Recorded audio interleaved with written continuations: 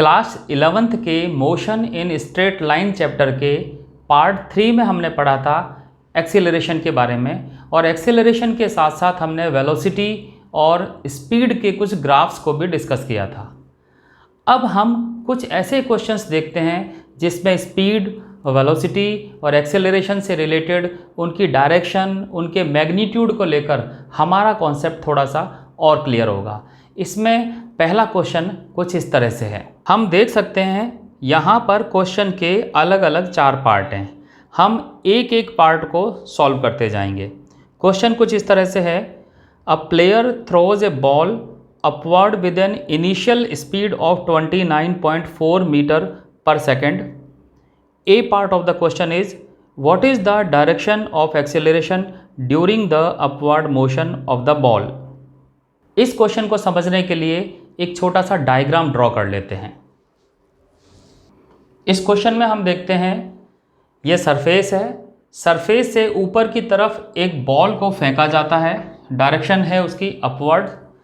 A initial point है और B इसका टॉप मोस्ट पॉइंट है, and speed is given 29.4 metre per second. और स्पीड में अगर डायरेक्शन को इंक्लूड कर दें तो ये वेलोसिटी हो जाएगी, और वेलोसिटी हो जाएगी 29.4 metre per second in upward direction, क्योंकि वेलोसिटी के साथ हम डायरेक्शन को भी इंक्लूड करते हैं। क्वेश्चन के पहले पॉइंट में हमसे पूछा गया है अपवर्ड डायरेक्शन में जाते समय एक्सेलरेशन किस डायरेक्शन में होगा। तो यहाँ हम जानते हैं ये पूरा मोशन जो है वो ग्रेविटेशन के अंडर हो रहा है, और ग्रेविटी के अंडर कोई मोशन है तो उसमें जो एक्सेलरेशन काम करता है वो होता है g = 9.8 metre per second square. और ग्रेविटेशन एक्सेलरेशन की डायरेक्शन हमेशा अर्थ के सेंटर की तरफ होती है। तो यहाँ पर अगर हम एक्सेलरेशन रिप्रेजेंट करेंगे उसकी डायरेक्शन हमेशा नीचे की तरफ होगी। इसमें कोई फ़र्क नहीं पड़ता है कि ऑब्जेक्ट ऊपर की तरफ जा रहा हो चाहे ऑब्जेक्ट नीचे की तरफ जा रहा हो।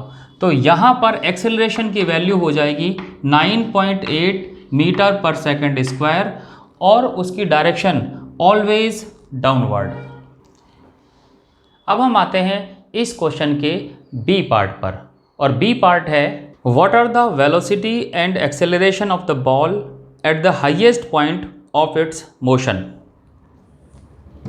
बी पार्ट के लिए जिस पॉइंट को हमें कंसीडर करना है वो पॉइंट है बी, क्योंकि बी है उसका top most point. Highest point पर बॉल के मोशन को समझने के लिए कंसीडर कीजिए कि एक बॉल को ऊपर की तरफ फेंका जाता है। हम देखते हैं कि बॉल जब हाईएस्ट पॉइंट पर पहुंचती है तो एक मोमेंट के लिए बॉल टॉप मोस्ट पॉइंट पर रुकती है। रुकने के बाद वो अपनी डायरेक्शन बदलती है और बॉल नीचे आना शुरू कर देती है। तो हम ये कह सकते हैं हाईएस्ट पॉइंट पर जब बॉल एक मोमेंट के लिए रुकती है उस समय उसकी वेलोसिटी हो जाती है 0। पर यहाँ पर ध्यान रखिए, इस वेलोसिटी का मैग्नीट्यूड तो 0 है, लेकिन ये बॉल अपनी डायरेक्शन बदल रही है। तो इस समय हम कह सकते हैं इस वेलोसिटी की जो वैल्यू है वो 0 है, और एक्सेलरेशन की वैल्यू हम पहले से जानते हैं वो है 9.8 मीटर पर सेकेंड स्क्वायर, और उसकी डायरेक्शन है डाउनवर्ड, क्योंकि एक्सेलरेशन ड्यू टू ग्रेविटी हमेशा होता है, उसको हम हटा नहीं सकते हैं। अपवर्ड मोशन हो, डाउनवर्ड मोशन हो, या टॉप मोस्ट पॉइंट वो वाला जब पार्टिकल एक मोमेंट के लिए रुका हुआ है तब भी उसका acceleration 9.8 metre per second square होता है। यहाँ पर एक बात गौर करने की है, हो सकता है आपके दिमाग में आई भी हो। एक्सेलरेशन का काम होता है चेंज इन वेलोसिटी, और वेलोसिटी होती है वहाँ पर स्पीड और डायरेक्शन दोनों का कॉम्बिनेशन। और हमने ये कहा एक्सेलरेशन 9.8 है, it means there is change in velocity. दूसरी बात ये भी कहा कि वेलोसिटी 0 है।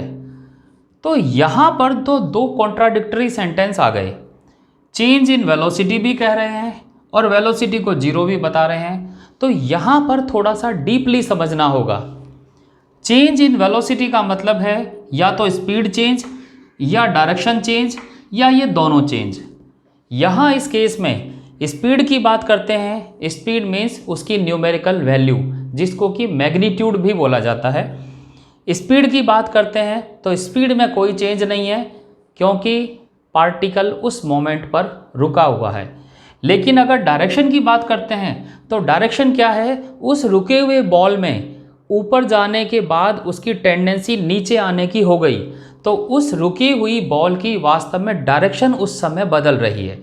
तो यहाँ पर जो एक्सेलरेशन है वो इसकी डायरेक्शन को चेंज करने का काम कर रहा है। इसलिए हम कह रहे हैं कि एक्सेलरेशन तो यहाँ पर है, लेकिन वेलोसिटी का जो मैग्नीट्यूड है, मैग्नीट्यूड मीन्स स्पीड वाला पार्ट, वो इसका 0 है। अब हम आते हैं इसके सी पार्ट पर। Choose the x equal to 0 metre and t equal to 0 second to be the location and time of the ball at its highest point.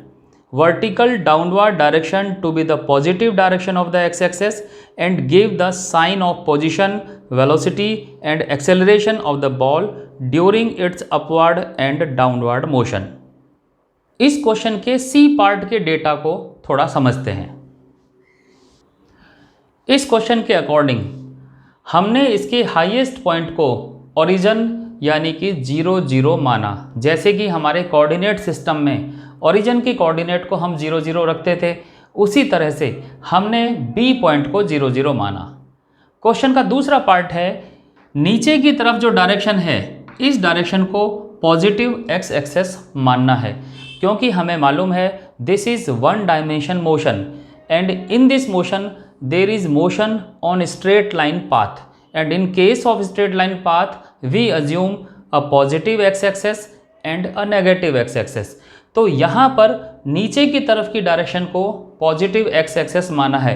इससे हमें ये पता चलता है इस पॉइंट के ऊपर की तरफ जो डायरेक्शन होगी उसको हम नेगेटिव एक्स एक्सेस मानेंगे।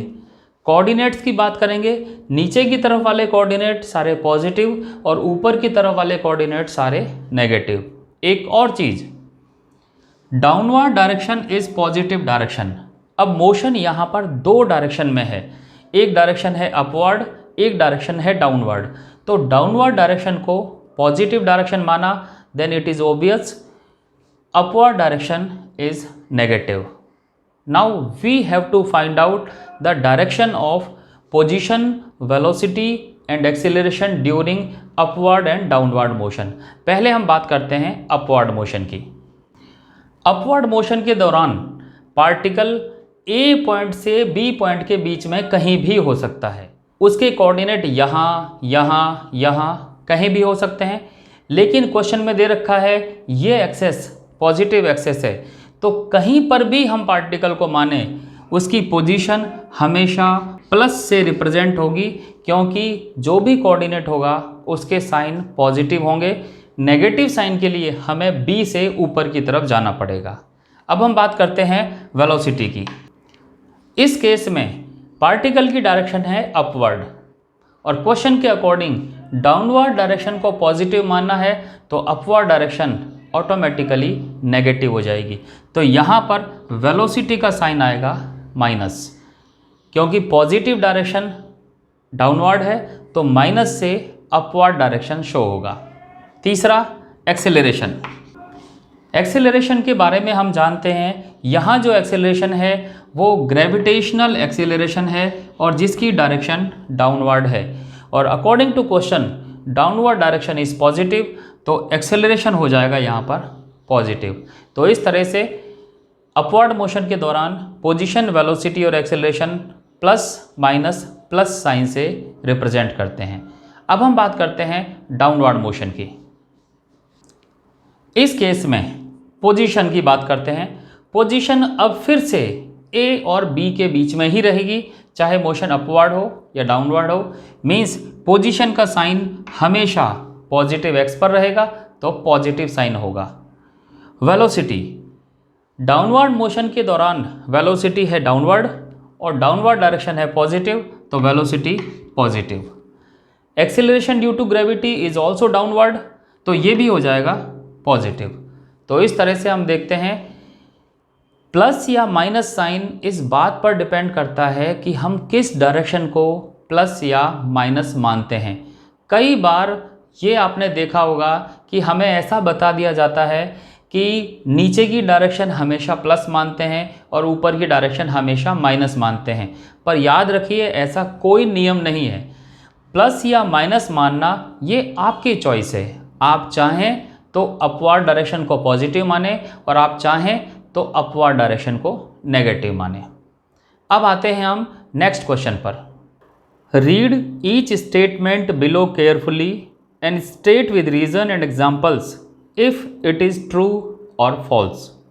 A particle in one dimension motion, A part, with zero speed at an instant may have non-zero acceleration at that instant. इस क्वेश्चन में कहा गया है हमारे पास 4 अलग अलग स्टेटमेंट हैं, उनको ध्यान से पढ़ना है और हमें उस स्टेटमेंट में जो लिखा है उसका रीज़न बताना है और ऐसी कोई सिचुएशन का एग्जाम्पल बताना है और फिर ये बताना है कि स्टेटमेंट ट्रू है या फॉल्स है। आते हैं पहले स्टेटमेंट पर। यहाँ लिखा है वन डायमेंशन मोशन में एक पार्टिकल है यानी स्ट्रेट लाइन मोशन, उसकी स्पीड 0 हो और उसका एक्सेलरेशन वो नॉन ज़ीरो हो। नॉन ज़ीरो का मतलब है एक्सेलरेशन कुछ ना कुछ हो लेकिन उसकी स्पीड जो है वो 0 हो। क्या ऐसी कोई सिचुएशन हो सकती है और हो सकती है तो वो सिचुएशन कौन सी है? आपको मैं याद दिला दूं, अभी लास्ट क्वेश्चन में हमने देखा था टॉप मोस्ट पॉइंट पर जो पार्टिकल होता है उस समय वो पार्टिकल एक मोमेंट के लिए रुका हुआ होता है। जिस समय रुका हुआ है हमने चेक किया था उसकी स्पीड 0 होती है और उसका एक्सेलरेशन g 9.8 होता है। तो यहाँ पर हम देख सकते हैं इस स्टेटमेंट में लिखी हुई दोनों चीज़ें पॉसिबल हैं। स्पीड 0 भी है और उसका एक्सेलरेशन नॉन ज़ीरो है। तो ये एक ट्रू स्टेटमेंट है, ऐसा हो सकता है और ये है उसकी सिचुएशन। और इसका रीज़न भी हम जानते हैं। हमने ये देखा था कि एक्सेलरेशन का मतलब है चेंज इन वेलोसिटी और यहाँ पर वेलोसिटी चेंज हो रही है लेकिन वेलोसिटी का स्पीड वाला पार्ट वो 0 है लेकिन डायरेक्शन उसकी चेंज हो रही है। अब आते हैं इसके बी पार्ट पर। With 0 speed may have non zero velocity. B part को समझने के लिए हम ए पार्ट के डायग्राम पर फिर से विचार करते हैं। यहाँ पर हमसे पूछा है पार्टिकल की स्पीड 0 हो लेकिन उसकी वेलोसिटी नॉन ज़ीरो हो। पिछली बार हमसे पूछा था एक्सेलरेशन नॉन ज़ीरो हो लेकिन इस बार पूछा है वेलोसिटी नॉन ज़ीरो हो। तो यहाँ हम देखते हैं हाईएस्ट पॉइंट पर वेलोसिटी कितनी है। तो वेलोसिटी के 2 पोर्शन होते हैं जैसा कि हमने पहले बताया, एक पार्ट होता है स्पीड और एक पार्ट होता है डायरेक्शन। तो यहाँ हम देख सकते हैं जब भी हाईएस्ट पॉइंट की बात करते हैं स्पीड तो 0 है क्योंकि पार्टिकल रुका हुआ है लेकिन उसकी जो डायरेक्शन है वो चेंज हो रही है। तो यहाँ पर एक ऐसी सिचुएशन संभव है जिसमें स्पीड 0 हो लेकिन उसकी वेलोसिटी नॉन ज़ीरो हो। एक ऐसी ही सिचुएशन और है जब हमसे कहा जाता है एक पार्टिकल को किसी पॉइंट से छोड़ दिया। जब आप पार्टिकल को ड्रॉप करते हैं तो एकदम इनिशियल पॉइंट पर जब उसको हम छोड़ते हैं तो उस समय उसकी स्पीड 0 होती है लेकिन पार्टिकल पर एक्सेलरेशन काम कर रहा होता है और वो एक्सेलरेशन होता है एक्सेलरेशन ड्यू टू ग्रेविटी और उस समय पार्टिकल में मोशन माना जाता है और मोशन की डायरेक्शन होती है डाउनवर्ड।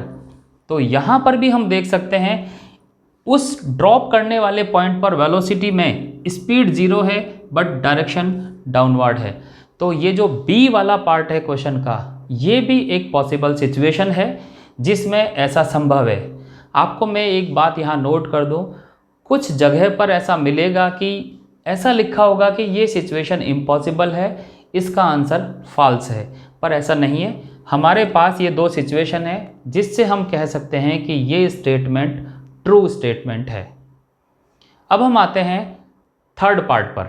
थर्ड पार्ट मीन्स सी में लिखा है with constant speed must have zero acceleration. इस स्टेटमेंट को एक बार नोट कर लेते हैं। इसको समझने के लिए हम एक एक करके हर एक डेफिनेशन पर विचार करते हैं। जब भी हम एक्सेलरेशन की बात करते हैं तो बात करते हैं rate of change of velocity की, और rate of change of velocity का मीन्स एक चीज़ फिक्स है, that is change in velocity. जब हम चेंज इन वेलोसिटी की बात करते हैं तब हमें वेलोसिटी को समझना पड़ता है, और वेलोसिटी बेसिकली दो पार्ट में बटी हुई है। एक पार्ट है स्पीड और दूसरा पार्ट है उसकी डायरेक्शन। तो जब भी हम चेंज की बात करेंगे तो या तो स्पीड चेंज होनी चाहिए या डायरेक्शन चेंज होनी चाहिए या दोनों चेंज होने चाहिए। क्वेश्चन के अकॉर्डिंग स्पीड कांस्टेंट है, मीन्स इस वाले केस में कोई चेंज नहीं हो रहा है, नो चेंज। अब डायरेक्शन की बात करते हैं। अगर ये केस स्ट्रेट लाइन मोशन है, स्ट्रेट लाइन मोशन मीन्स एक ही डायरेक्शन में जाता हुआ कोई ऑब्जेक्ट, बिल्कुल स्ट्रेट लाइन, उस केस में डायरेक्शन में चेंज नहीं होगा। तब हम ये कह सकते हैं कांस्टेंट स्पीड होगी तो एक्सेलरेशन जीरो होना ही चाहिए। लेकिन अगर डायरेक्शन चेंज हो, अब यहाँ डायरेक्शन चेंज होने की कंडीशन क्या है? पार्टिकल का जाना और वापस कहीं से आना। लेकिन हम ये जानते हैं अगर डायरेक्शन चेंज हुई यानी रिवर्स हुई तो उस समय एक जगह स्पीड जीरो ज़रूर होती है। तो अगर कांस्टेंट स्पीड से चलने वाला पार्टिकल डायरेक्शन बदलेगा तो वो एक बार रुकेगा, और जब रुकेगा तो स्पीड फिर चेंज हो गई है, फिर वो कांस्टेंट स्पीड नहीं कही जाएगी। तो हम यहाँ कह सकते हैं एक्सेलरेशन बिल्कुल पॉसिबल नहीं है जब स्पीड कांस्टेंट है। अगर हम ये कहें कि ये वन डायमेंशन मोशन नहीं होता, ये मोशन कोई भी हो सकता है, तो आप थोड़ी देर के लिए एक सर्कुलर मोशन समझिए। जैसे कि एक फ़ैन जब घूमता है, मैं इसको वर्टिकल डायरेक्शन में घुमा रहा हूँ, तो उस समय उस फ़ैन का कोई भी पॉइंट आप देख सकते हो वो फिक्स स्पीड से घूम रहा होता है, मीन्स स्पीड उसकी कांस्टेंट है। लेकिन यहाँ पर हर जगह डायरेक्शन बदल रही है, तो यहाँ पर कह सकते हैं कि एक्सेलरेशन जीरो होना ज़रूरी नहीं है, यह एक्सेलरेशन हो सकता है। लेकिन अगर वन डायमेंशन मोशन की बात करें तो ये स्टेटमेंट बिल्कुल सही है। स्पीड अगर कांस्टेंट होगी तो एक्सेलरेशन को जीरो होना ही पड़ेगा, और ये एक ट्रू स्टेटमेंट हुआ। अब हम बात करते हैं क्वेश्चन के नेक्स्ट पार्ट की, यानी कि D. With positive value of acceleration must be speeding up. एक बार हम इस स्टेटमेंट को नोट कर लेते हैं। यहां लिखा है एक्सेलरेशन की पॉजिटिव वैल्यू का मतलब है पार्टिकल की स्पीड बढ़ रही है। इसमें लिखा है it must be, means acceleration positive का मतलब हमेशा ये माना जाए पार्टिकल की स्पीड बढ़ रही है। आमतौर पर हम ये मानते हैं कि एक्सेलरेशन पॉजिटिव है तो पार्टिकल की स्पीड या वेलोसिटी बढ़ रही है, पर क्या ये हमेशा माना जाना चाहिए?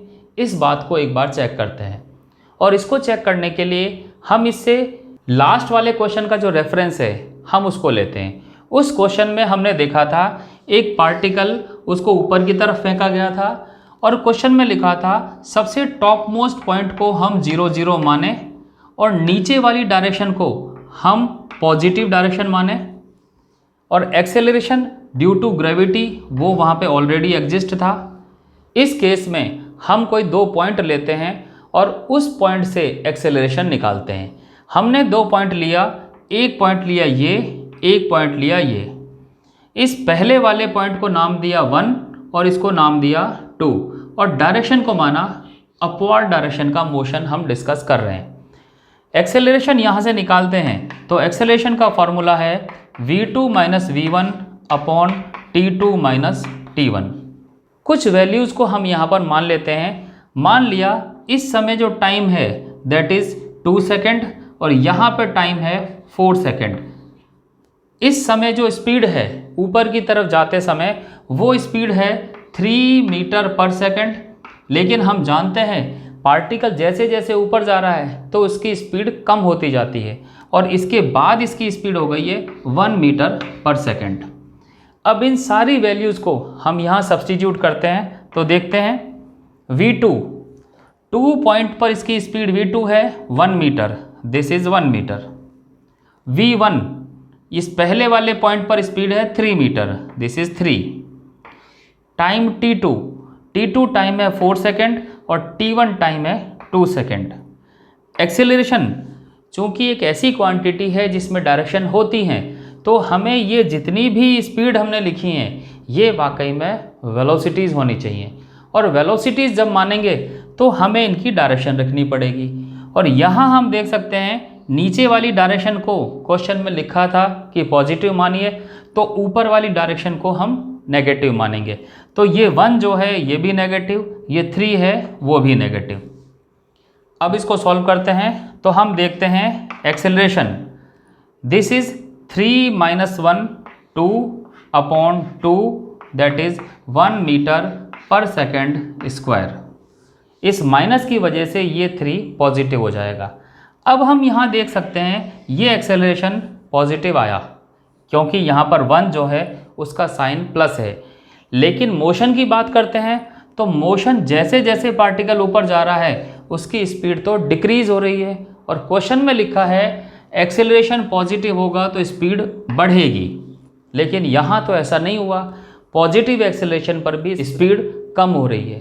कहने का मतलब है ये स्टेटमेंट ट्रू स्टेटमेंट नहीं है। और उसका कारण क्या है? कारण ये है जो इसमें लिखा है पॉजिटिव वैल्यू, ये पॉजिटिव वैल्यू डिपेंड करती है कि ऑब्जर्वर ने किस डायरेक्शन को पॉजिटिव और किस डायरेक्शन को नेगेटिव माना है। यही कारण है कि ये साइन पॉजिटिव या नेगेटिव लिखना ये हमारे ऊपर डिपेंड करता है कि हम सिचुएशन में किसे पॉजिटिव और किसे नेगेटिव मानते हैं। यही कारण है कि मैंने कहा था कि हमेशा नीचे की तरफ डायरेक्शन को पॉजिटिव मानने का कोई नियम नहीं है, वो डिपेंड आप पर करता है। अब हम बात करते हैं इससे अगले सवाल में जो कि ग्राफ से रिलेटेड है, और क्वेश्चन इस तरह से है। Figure 3.23 gives the XT plot of a particle executing one-dimensional simple harmonic motion. You will learn about this motion in more detail in chapter 14. Give the signs of position, velocity and acceleration variables of the particle at time 0.3 second, 1.2 second and -1.2 second. इस question को समझने से पहले इस question के बारे में थोड़ी सी बात करते हैं। इसमें एक लाइन लिखी गई है कि इस तरह के मोशन को आप चैप्टर 14 में समझेंगे, लेकिन यहाँ पर ये साफ साफ लिखा है कि ये 1 डायमेंशन मोशन है, लेकिन ग्राफ जिस तरह से दिखाई दे रहा है ऊपर नीचे होते समय, ऐसा ग्राफ हमने अभी तक पढ़ा नहीं है। और इस तरह का ग्राफ सिंपल हार्मोनिक मोशन का ग्राफ कहलाता है, जिसको कि हम 14 चैप्टर में पढ़ेंगे।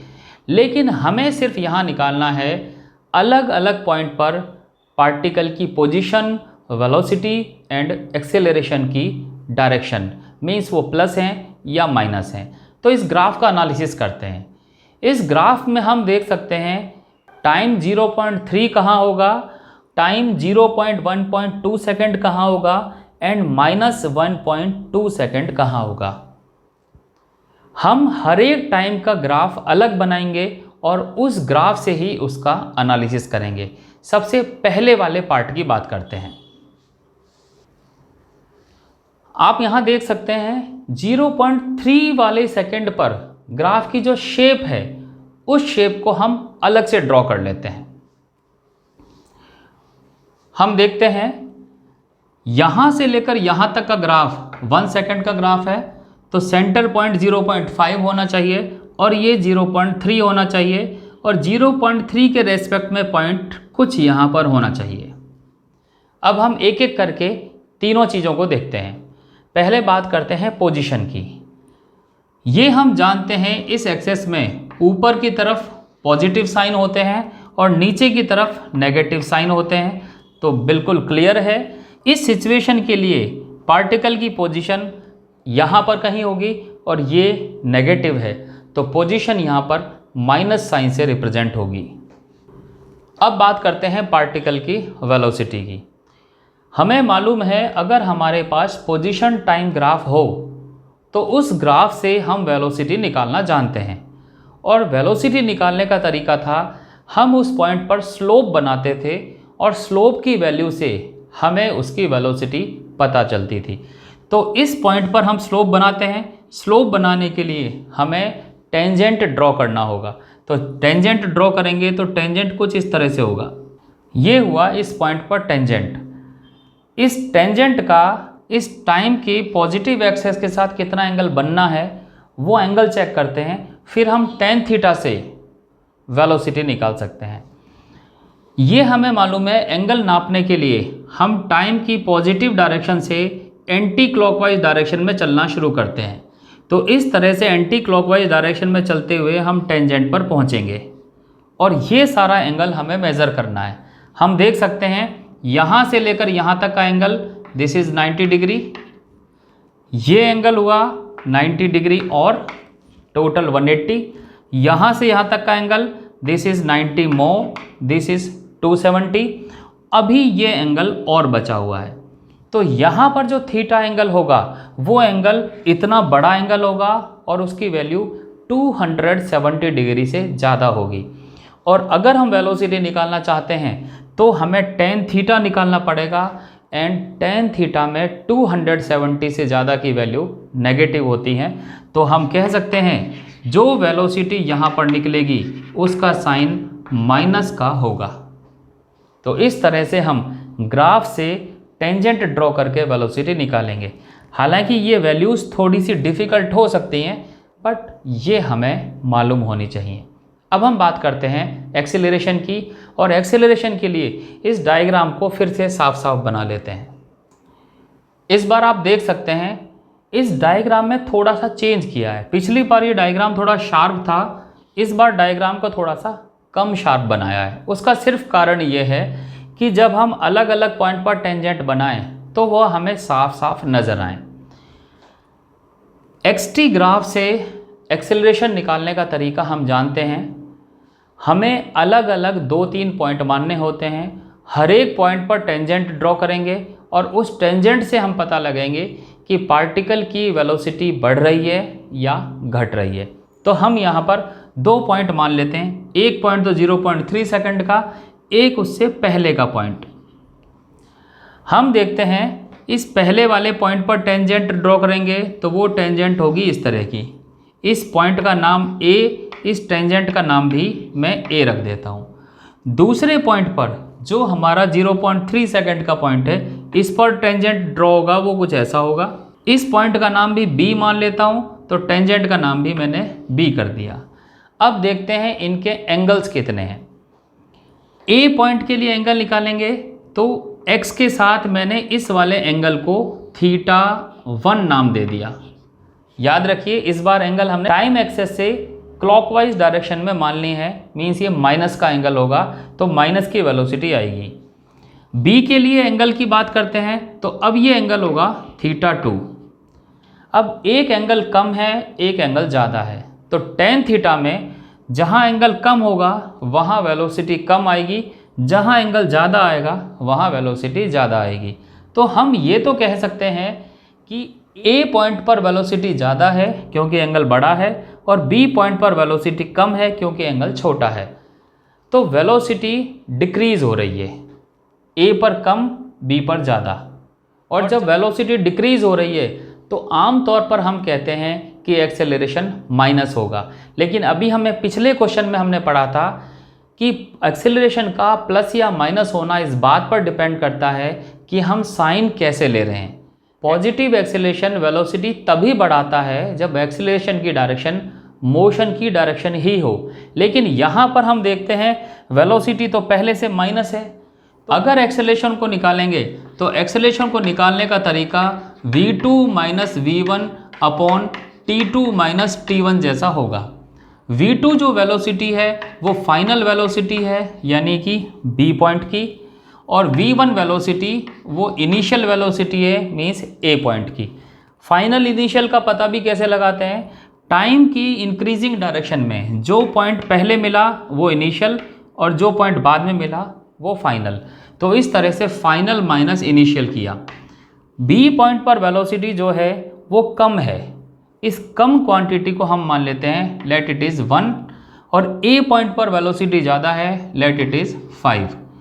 लेकिन वेलोसिटीज़ के साइन माइनस हैं तो ये भी 5 माइनस का, ये 1 भी माइनस का, लेकिन फार्मूले के अकॉर्डिंग इनको हम सब्ट्रैक्ट करेंगे तो हम देखते हैं यहाँ पर जो आंसर आएगा वो आएगा 4 और वो भी पॉजिटिव। इस तरह से हम कह सकते हैं यहाँ पर एक्सेलरेशन की जो वैल्यू आएगी वो पॉजिटिव होगी।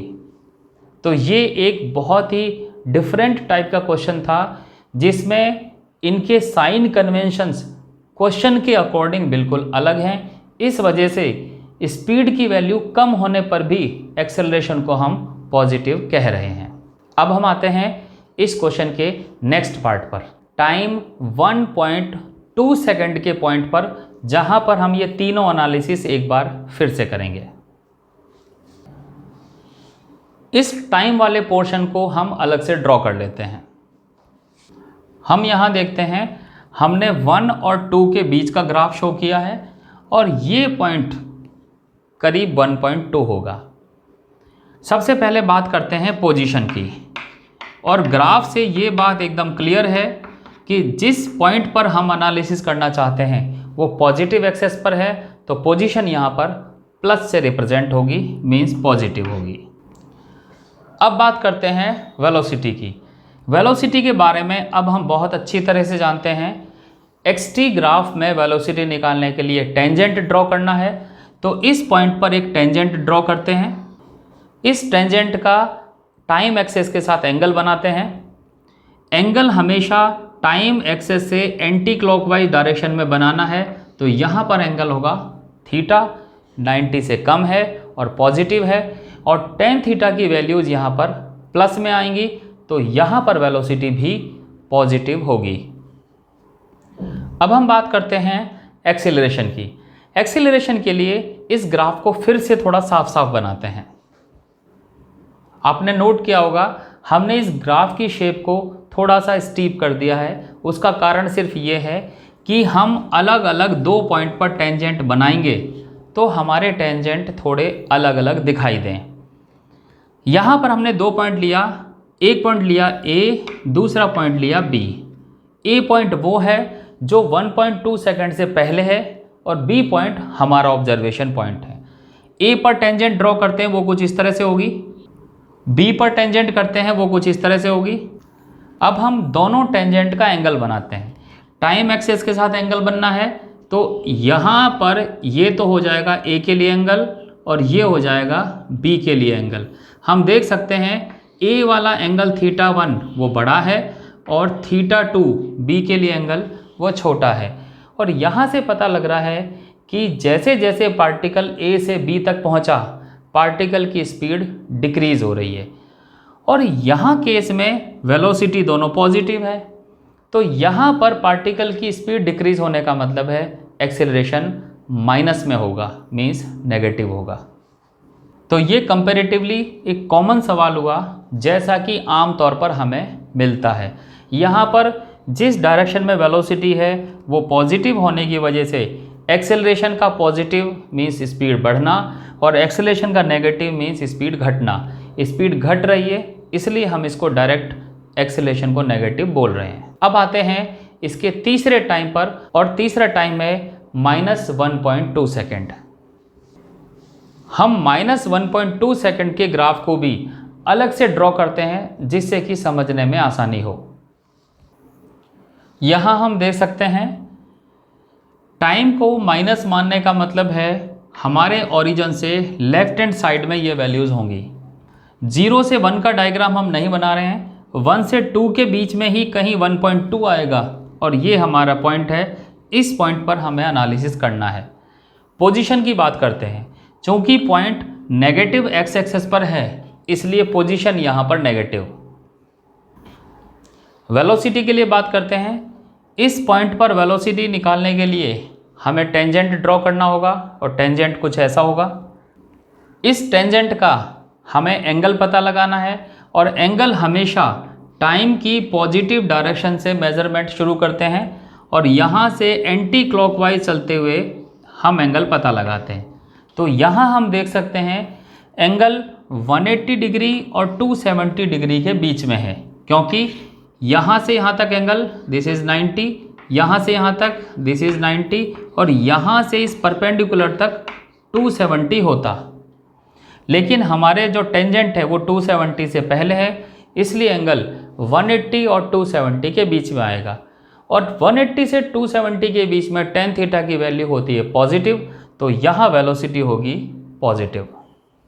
अब बात करते हैं एक्सेलरेशन के लिए, और एक्सेलरेशन के लिए हम इस डायग्राम को थोड़ा साफ साफ बनाते हैं। यहाँ पर हम 2 पॉइंट मानते हैं। एक पॉइंट मानते हैं हमारे ऑब्जर्वेशन पॉइंट से पहले वाला दैट इज़ A, और एक मानते हैं B। यहाँ पर ध्यान देने की बात है, टाइम की बढ़ती हुई डायरेक्शन वाकई में लेफ़्ट से राइट की तरफ है। तो पहला जो पॉइंट आया वो ये होना चाहिए और दूसरा पॉइंट ये होना चाहिए। मैं लिख देता हूँ साथ साथ, ये पहला पॉइंट और ये दूसरा पॉइंट, यानी इनिशियल वेलोसिटी इस समय VB होगी और फाइनल वेलोसिटी VA होगी। दोनों पर हम टेंजेंट ड्रॉ करते हैं। ये हुआ A पॉइंट पर टेंजेंट और ये हुआ B पॉइंट पर टेंजेंट। दोनों का एंगल चेक करते हैं।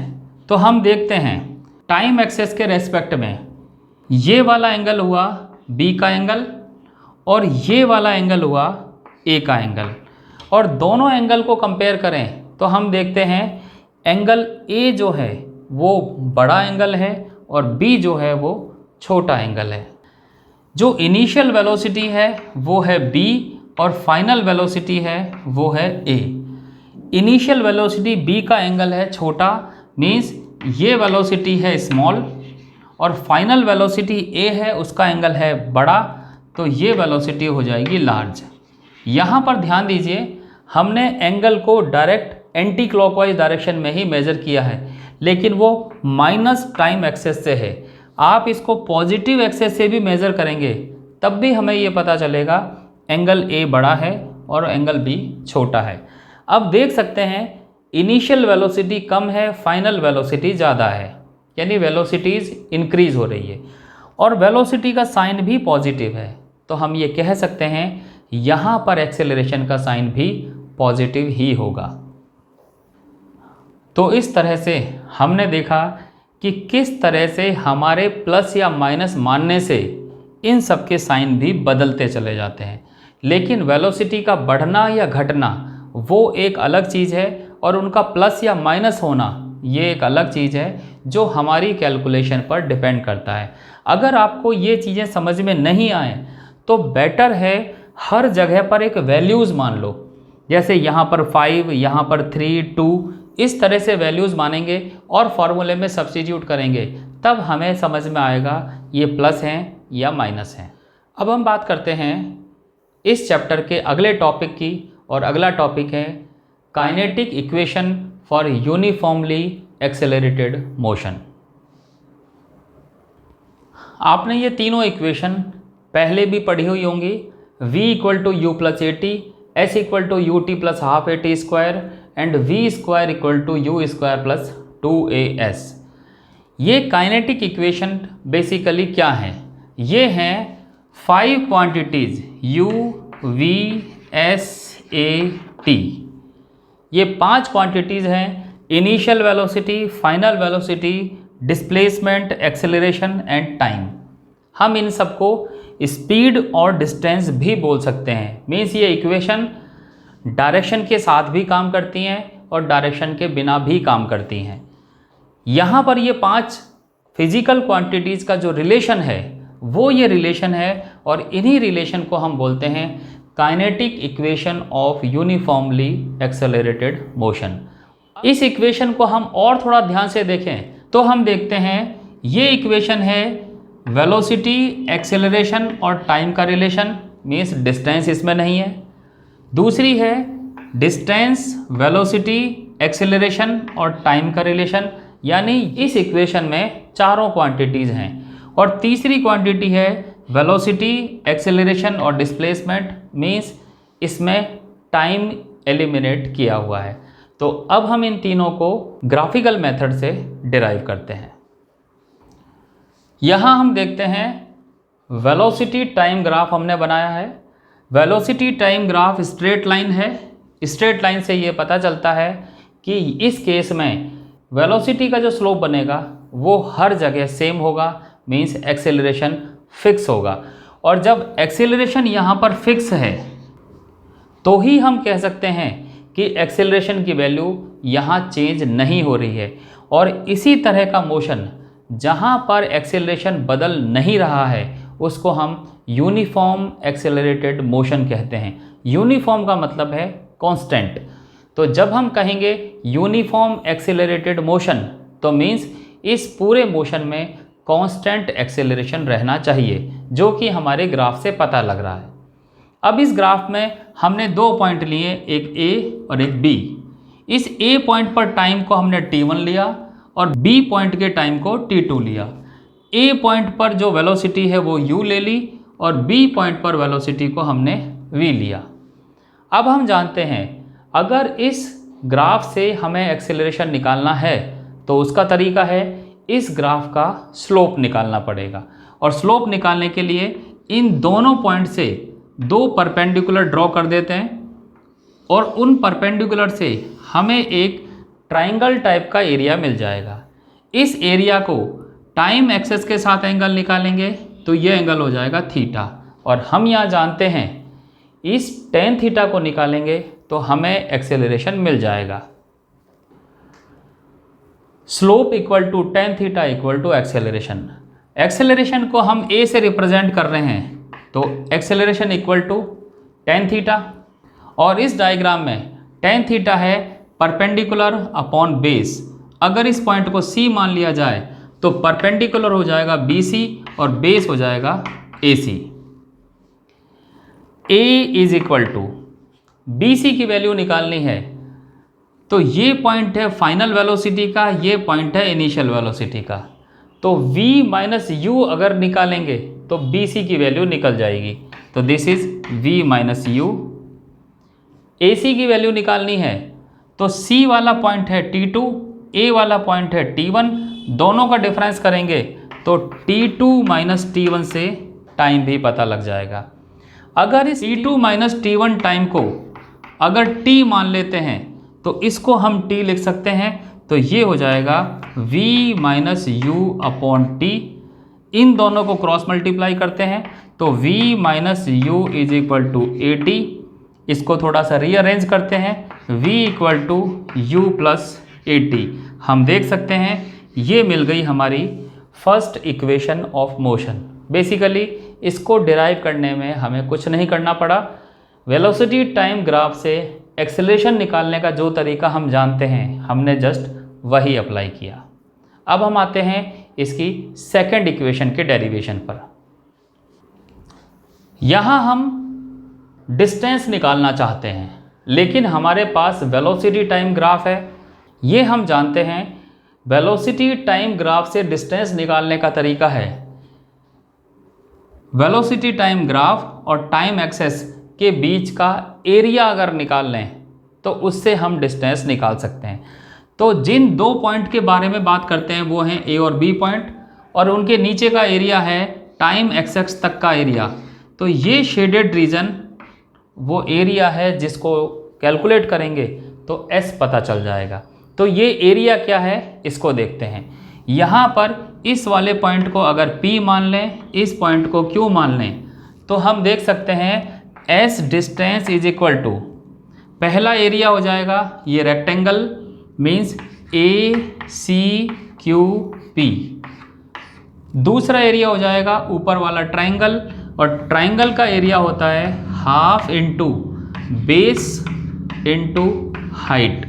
इस तरह से हम एरिया कैलकुलेट कर सकते हैं। ये सारी वैल्यूज़ को हम यहाँ पर सब्स्टिट्यूट करते हैं। Then S equal to area of rectangle is length into breadth. तो यहाँ पर इस केस में लेंथ है AP और इसकी ब्रेथ है PQ। बेस इंटू हाइट वाले केस में बेस है AC और हाइट है BC। अब ग्राफ से इन वैल्यूज़ को हम यहाँ पर सब्स्टिट्यूट करते हैं। AP, A पॉइंट पर जो वेलोसिटी है दैट इज़ U और P पॉइंट पर वेलोसिटी है 0, तो AP की वैल्यू हो जाएगी U माइनस 0। PQ की बात करते हैं। PQ की जो लेंथ है वास्तव में वो टाइम एक्सेस पर है, तो ये टाइम की वैल्यू है। This is T2 minus T1 और हम पहले ही इसको T मान चुके हैं, तो हम इसको T लिख देते हैं। अब AC की बात करते हैं। ये AC, वास्तव में ये AC और PQ तो सेम है, तो ये भी T के इक्वल होगा। This is half into T। Value of BC की वैल्यू पहले भी कैलकुलेट कर चुके हैं। This is V minus U। हम देख सकते हैं S का जो ये रिलेशन आया है, इस रिलेशन में हम देख सकते हैं कहीं पर भी एक्सेलरेशन A नहीं है, तो हम इसमें एक्सेलरेशन A को इंट्रोड्यूस करते हैं। किस तरह से? V minus U equal to AT। ये हमारी फर्स्ट इक्वेशन है। इस इक्वेशन से V माइनस U की वैल्यू को AT अगर रख दें यहाँ पर, तो इसमें A इंट्रोड्यूस हो जाएगा। तो यही काम करते हैं। देन S इक्वल टू, इन दोनों को multiply, this is UT plus half ये T। V माइनस U की जगह हम वहाँ से AT रखेंगे, तो ये रिलेशन हो जाएगा हमारी second equation of motion UT plus half AT square. तो इस तरह से हम सेकेंड इक्वेशन को डिराइव कर सकते हैं। अब हम बात करते हैं थर्ड इक्वेशन की। ये है थर्ड इक्वेशन। इस इक्वेशन को डिराइव करने का एक तरीका ये है कि सेकेंड इक्वेशन में से T को एलिमिनेट कर दिया जाए तो थर्ड इक्वेशन आ जाएगी। लेकिन हम बात कर रहे हैं ग्राफिकल मेथड की, तो इसी ग्राफ से हम इस इक्वेशन को भी निकाल सकते हैं। देखिए किस तरह से। हमने डिस्टेंस को निकालने का तरीका पहले बताया था, एरिया अंडर द ग्राफ। अब हम फिर से एरिया अंडर द ग्राफ ही निकालेंगे, पर इस बार हम क्या करते हैं, बजाय इसको रेक्टेंगल प्लस ट्राइंगल कहने के, हम इसको एक ट्रेपीजियम कहते हैं। Trapezium APQC and B। इस पूरे ट्रेपीजियम का एरिया एक साथ निकालते हैं। ट्रेपीजियम का एरिया होता है half into sum of parallel lines. यहाँ पर देखिए दो पैरेलल लाइन है, उन दोनों का सम। तो पहली लाइन है AP और दूसरी लाइन है BQ। ये हो गई दोनों sum of parallel lines. And distance between parallel line, तो डिस्टेंस है PQ या AC। दोनों चूंकि सेम है, कोई सी भी हम इसमें से ले सकते हैं। We take PQ। तो this is the formula for trapezium, half into sum of parallel line into distance between them. Substituting the value, half into AP, A and P, this is U minus 0. Value of BQ, this is B, that is V, Q means 0, it is V minus 0. Now value of PQ, PQ is T. इस equation को हम देखें तो यहाँ पर T कहीं पर नहीं है, तो हम इस T की वैल्यू अपने सबसे पहली इक्वेशन से सब्स्टिट्यूट कर लेते हैं। पहली इक्वेशन है V equal to U plus AT। इस इक्वेशन से T की वैल्यू अगर हम सब्स्टिट्यूट करेंगे तो वो वैल्यू आ जाएगी V minus U upon A। तो इस T की जगह हम V minus U upon A रख के सॉल्व करते हैं। इस T की जगह हमने रखा V minus U upon A। दोनों को सॉल्व करते हैं। This is V minus U, this is V plus U। Multiply करने पर हो जाएगा V square minus U square. 2 और A ये दोनों डिनोमिनेटर में है, इनको क्रॉस मल्टीप्लाई करेंगे तो हो जाएगा 2AS। तो इस तरह से हमारे पास रिलेशन आ जाएगा V square equal to U square plus 2AS। तो ये है equation of motion for uniform accelerated motion. अब हम देखेंगे कि इनको हम डायरेक्शन के साथ और बिना डायरेक्शन के कैसे यूज़ करते हैं, और इसके लिए हमें करने पड़ेंगे कुछ और क्वेश्चंस।